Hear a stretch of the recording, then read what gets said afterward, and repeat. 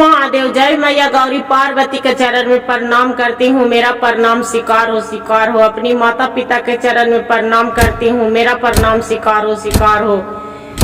एक बुढ़िया रहती थी, जो बुढ़िया रहती थी उसका 3 गो बेटा था, अब 1 गो बेटी थी। अब बुढ़िया बहुत पूजा पाहुर बहुत भक्ति भाव करती थी। अब 2 गो बेटा था, बड़ा वाला अब मांझिल वाला कुछ नहीं करते थे, बीच वाला और छोटा वाला बड़ा वाला बहुत काम धंधा। 1 गो के इंजीनियर के नौकरी था और छोटा वाला के टीचर में मास्टर के नौकरी था। दोनों कमाने वाला था और कमाने वाला था। मंझला वाला बेटा था तो कुछ भी नहीं करते थे, कुछ नहीं करता था। वैसे करते करते उसका निकम्मा नाम धर दिए मंझले वाला बेटा के, ये तो कुछ करता ही नहीं, ये तो निकम्मा है। बाकी माँ होती है, माँ क्या करी थी। कुछ दिन समय बीत गया, अब सोचते हैं कि मर जाएंगे तो इसका देखभाल कौन करेगा। मैं तो जब तक जीवित हूँ जब तक इसका देखभाल कर रही है। दोनों के शादी हो गया है, बाकी ये तो कमाता है भी नहीं और ना काम करेगा तो कि इसका शादी ब्याह ना करेंगे तो ये कैसे सुधरेगा। तो क्या किया कि माँ बेचारी शादी कर दिए। जब शादी कर दिए तो फिर वो क्या करे कि शादी ही होते और कमाने लगे, बहुत अच्छा पैसा कमाने लगे। कहूँ जाके दिन भर मजदूरी करते थे, पैसा कमाते थे। बाकी फिर सोचते थे कि जो हम नहीं कमाएंगे तो मेरा पत्नी क्या खाएंगे, मेरा पत्नी तो भूखे प्यासे मर जाएगी। बाकी मेरा भाई कोई इंजीनियर है, कोई टीचर है, बाकी मेरा पत्नी के तो कोई देखने वाले नहीं है। उसका दोनों भाई और बहन सब सलाह किए और बहन भी बात नहीं करते थे बीच वाला भाई से, मंझले से, कि उसका तो निकम्मा है, वो तो कमाता है नहीं। और बड़े वाले इंजीनियर थे और नौकरी थे, उसी से बहुत हंस के बात भी बहन भी करती थी। बहन के शादी भी हो गए थे तो वो खनिए दोनों दने बहन भी आती थी और ससुराल से बातचीत करती थी दोनों भौजाई से और दोनों भाई से। बाकी मंझली वाला भाई भी से और भौजाई भाई से नहीं बात करती थी। एक दिन के समय की बात हुआ, वैसे करते करते कुछ दिन बीत गया। अब दोनों भाई सोचते हैं कि अरे माँ मर जाएगी तो मेरा तो बंटवारा भी नहीं होगा। मेरा तो 10 बीघा जमीन 12 बीघा है, 12 बीघा जमीन है। अब 12 बीघा जमीन है, घर द्वार इतना सुंदर महल है, और ये तो मर जाएगी माँ तो बंटवारा करने में दिक्कत होगा। अपना माँ के बोलते हैं कि माँ एक काम करो, एक बीच वाला भाई तो मंझला भाई है जो तो ये निकम्मा है, ये तो कुछ करता है नहीं, अपने बीवी बच्चे के भर खाली कमाते खाते हैं। इसका साथ में मेरा नहीं रहना है, इसका गुजर बस हमरा नहीं करना है, मेरा बंटवारे कर दो। बोलते उसका माँ बोलते हैं कि ठीक है, जो आपको यही अच्छा लग रहा है तो ठीक है। सभी पंचों के उसका भाई ने बुलाते हैं। जो पंचों के भाई ने बुलाते हैं वो बोलते हैं कि भैया बड़ा वाला के भैया आप ये काम करिए, आप बंटवारा कर लीजिए। बाकी मैं बंटवारा नहीं करूंगी, जे क्या बांटना है, ये तो माँ की संपत्ति है तो हम क्या बांटे, हम नहीं बांटेंगे।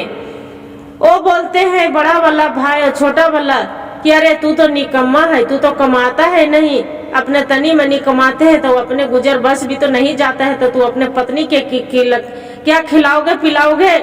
और मेरा साथ सोचते हैं कि रहेंगे तो मेरा भाई देगा, ऐसा हो नहीं सकता है। जे आज रहना, आज तेरा घर में रहना पड़ेगा, आज तू कहूँ नहीं जाना। वो बोलते हैं कि ठीक है, आप जो नहीं मानेंगे तो बंटवारा करना ही पड़ता है। आ जाते हैं, सभी पंच के बुला लेते हैं दोनों भाई। ये मंझले वाला भी रहते हैं, सुधीर तो वो भी रुक जाता है। पंच लोग सब बैठ जाते हैं बंटवारा करने के लिए। वो बोलते हैं सुधीर कि सुनिए चाचा, क्या करिए कि जो 12 बीघा जमीन है 6-6 बीघा दोनों भाई के दे दीजिए, और जो घर है मकान मेरा जो उसका दे दीजिए, बहन के नाम से लिख दीजिए। वो बोलते हैं सब पंच लोग कि अच्छा ये तो बताइए आपका जो बोलते हैं कि जमीन दे दो, उसका दोनों भाई के 6-6 बीघा दे दीजिए। अब मकान है तो बहन के दे दीजिए, तो तू क्या करेगा बताइए? तू क्या खाएगा, क्या पिएंगे?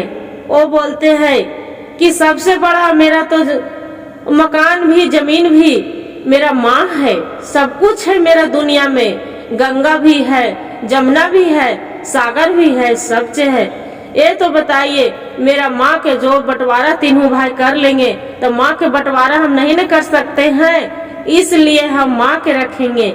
हम किसी को नहीं, न हमरा लिए जमीन चाहिए और न तो मेरा मकान चाहिए। सबसे बड़ा हमरा जन्म देने वाले माँ है, उसी को मेरा चाहिए, और बाकी किसी से हमरा मतलब नहीं है।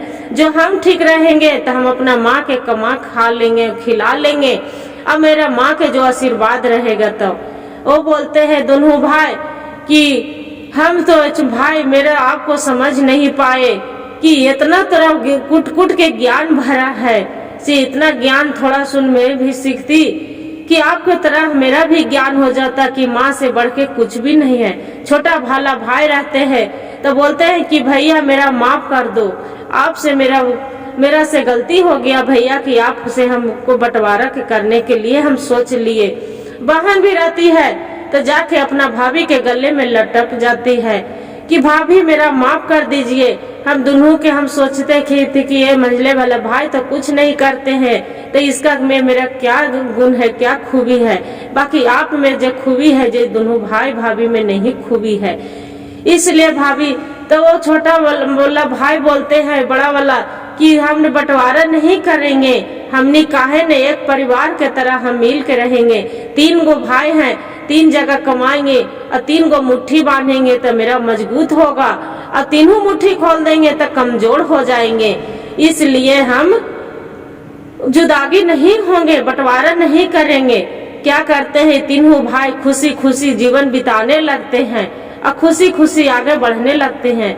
या गुरु भाई गुरु बहनों, ये जो कथा अच्छा लगेगा तो वीडियो में सब्सक्राइब लाइक जरूर कीजिएगा और कमेंट में हर हर महादेव जरूर लिखिएगा। एक कथा से क्या ज्ञान मिलते हैं कि जो हम 3 गो है चाहे 4 गो हैं, तो हम 4 गो है तो 4 जगह रहेंगे तो मैं तो कमजोर पड़ जाऊंगी। अब अकेले रहेंगे तो अकेले में, और साथ में रहेंगे तो 4 गो मुट्ठी बांधेंगे तो 4 मुट्ठी मेरा मजबूत होगा। इसलिए 4 दने से कमा के लाएंगे तो वो धन बढ़ेगा, वो घटेगा नहीं।